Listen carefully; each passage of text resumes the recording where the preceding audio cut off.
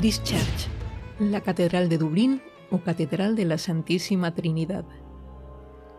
Las dos catedrales de Dublín se encuentran muy próximas. Comenzaremos visitando la más antigua, que es la Catedral Anglicana de la ciudad de Dublín. Puedes llegar hasta allí dando un paseo. Te aconsejo revisar antes los horarios de su página web, porque varían un poco en función del día o de si hay algún evento. También es aconsejable comprar la entrada anticipada, 11 € por persona con audioguía incluida. Si la compras allí pagarás 11,50. Aquí en los alrededores de Christchurch lo que vas a ver son muchas referencias al mundo celta o al mundo vikingo. Y es porque esta es la zona que fue la primera habitada por los invasores vikingos en este caso. Y en este lugar también es donde se fundó la primera iglesia católica de Dublín. Hoy en día no es católica, pero bueno, eso es otra historia y te la contaré más tarde. La primera edificación data de 1028, cuando un rey vikingo, Sihtric Silkenberg o Sihtric Barba de Seda, mandó construir una catedral católica tras una peregrinación a Roma. Mucho más tarde los ingleses la transformaron en catedral anglicana. En la parte trasera se puede seguir en el suelo el trazado a escala de una casa vikinga completa que formaba parte del asentamiento. 3 estancias conectadas por caminos de troncos para evitar el barro. En la estancia principal hacían vida aproximadamente 20 miembros de la familia, siempre alrededor de una hoguera central. Varias placas en el suelo indican dónde se han localizado objetos arqueológicos de esta etapa. En los jardines, una inquietante escultura de un sin hogar tendido sobre un banco. Antes de entrar dentro, no dejes de fijarte en el laberinto trazado en el suelo que pone el toque místico.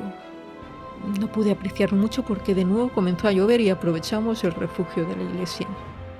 A diferencia de otras construcciones góticas en las que al entrar la vista se dirige irremediablemente hacia lo alto, al entrar en Christchurch la mirada se dirige de inmediato a los intricados y coloridos dibujos que adornan el suelo de la nave.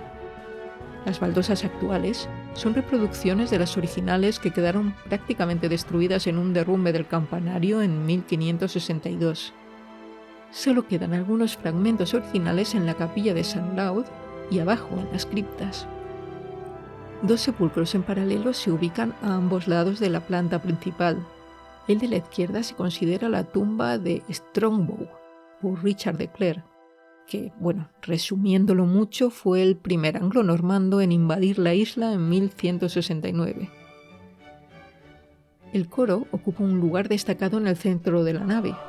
Los coros de Dublín, como no podía ser de otro modo, tienen gran calidad musical. La audioguía me cuenta que el Mesías de Händel se interpretó aquí por primera vez, en el 1742. Dedica también un momento a admirar el baptisterio. Por un corto periodo el sol vuelve a brillar en el exterior, devolviendo su protagonismo a los arcos de la nave principal y a sus interesantes vidrieras de diferentes siglos.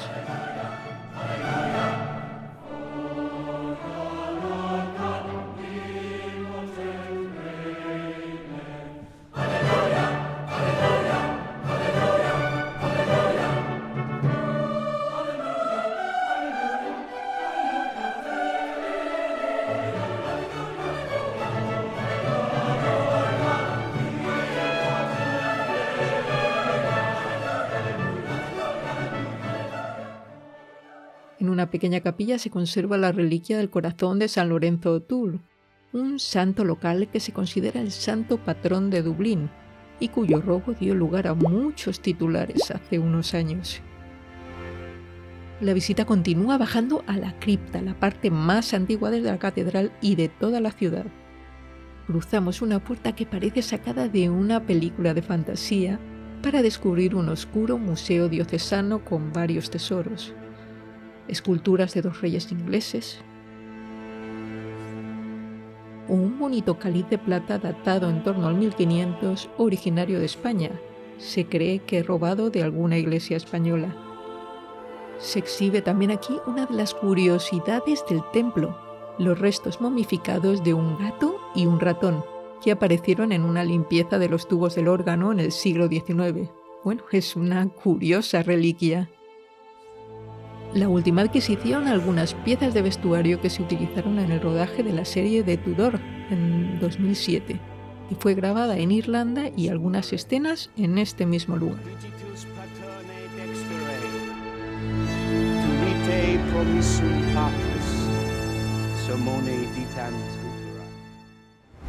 Junto con la entrada de Christchurch, también puedes conseguir el acceso a un museo que se llama Dublinia, que está situado justo al lado y que está conectado. Hay una entrada combinada si queréis visitar a ambos dos. En el Museo de Dublinia básicamente parece ser que lo que hay es una exposición sobre cómo era el modo de vida en los tiempos antiguos, sobre todo en tiempos de los vikingos. Puede estar muy bien, sobre todo si viajas en familia. El siguiente monumento que visitamos es St. Patrick, la catedral anglicana de toda Irlanda, dedicada al santo patrón de la isla. El precio de la entrada son 10 euros o 15 si quieres la entrada combinada con la Marsh Library, que está justo al lado y que presume de ser la biblioteca más antigua de Dublín.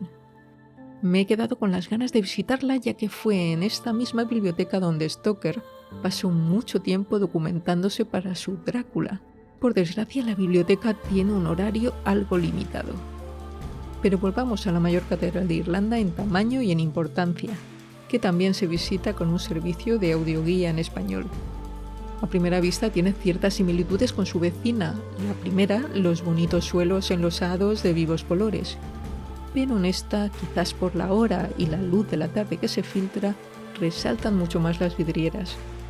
Hay un precioso juego de luces que ilumina los pasillos laterales y la rica colección de esculturas y monumentos fúnebres. Originalmente la catedral era una simple iglesia de madera construida en el siglo V en honor a San Patricio. Fue en 1191 cuando comenzó la construcción de la catedral católica de piedra, y desde entonces ha sufrido bastantes modificaciones.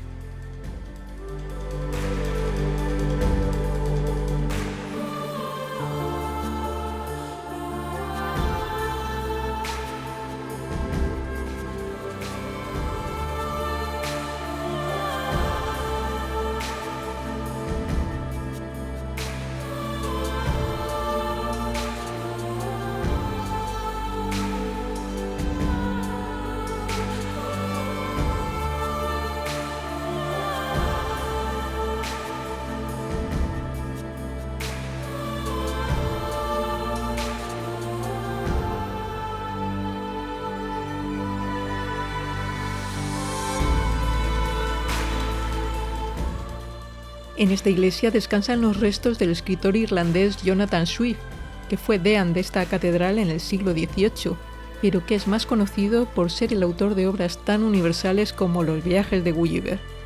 Sus textos están dotados de un fuerte componente satírico, como por ejemplo en Una modesta proposición, una obra en la que ironiza sobre la posibilidad de que los ingleses se coman a los hijos de los irlandeses pobres.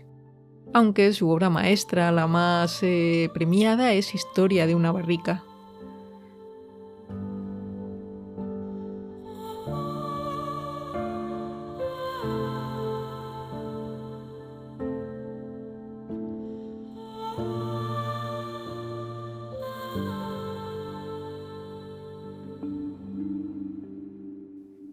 También tenemos un gran mausoleo construido por Richard Boyle, el padre de Robert Boyle.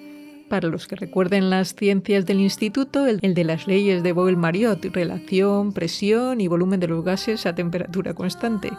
Sí, yo soy de ciencias.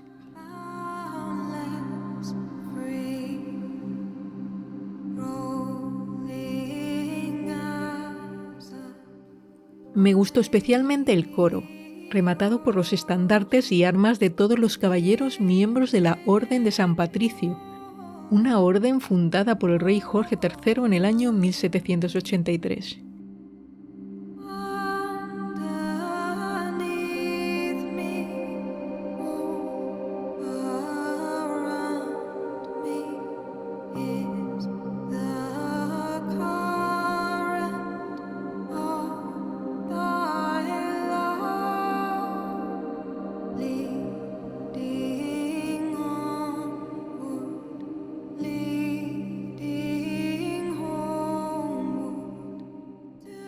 En un lateral tenemos una zona dedicada a las guerras en las que han combatido los irlandeses, y en cuyas paredes cuelgan viejas banderas y pendones de batallones.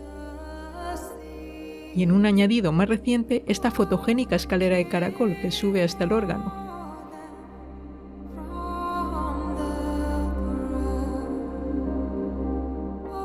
A los pies de la nave principal encontramos una gran losa en el suelo. Nos cuentan que cubría un antiguo pozo que había justo en el exterior de la iglesia. El mismo pozo que, según la tradición, utilizó San Patricio para bautizar a los paganos que abrazaban la fe cristiana. A San Patricio le debemos también uno de los símbolos de Irlanda, el trébol de 3 hojas, ya que según cuenta la leyenda del santo, al no dominar la lengua de los habitantes, usaba un trébol para explicar el concepto de la Santísima Trinidad. Otra leyenda de San Patricio afirma que llegó hasta la isla de Irlanda para expulsar a las serpientes, clara metáfora del paganismo a mi entender. La realidad es que en Irlanda nunca ha habido serpientes y es por una razón puramente evolutiva. Y sí, también hay algunas iglesias católicas. Bueno, esa de ahí detrás tampoco está nada mal. San Agustín y San Juan parece que se llama. Fíjate qué torre. No te pierdas los siguientes imprescindibles de Dublín.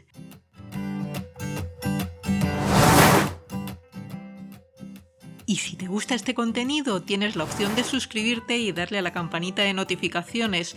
También me encantará conocer tus opiniones.